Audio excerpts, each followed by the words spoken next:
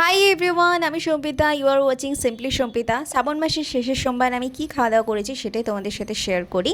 তো সকালবেলা ঘুম থেকে উঠে বাবার মাথায় জল ঢেলে মন প্রাণ দিয়ে পুজো দিয়ে তারপরে আমি দুপুরবেলা খেয়েছিলাম সাবু মাখা, যার মধ্যে ছিল কলা, আপেল, সন্দেশ, সব কিছু দিয়ে মা সাবু মেখেছিল। তো সেটাই খেয়েছিলাম।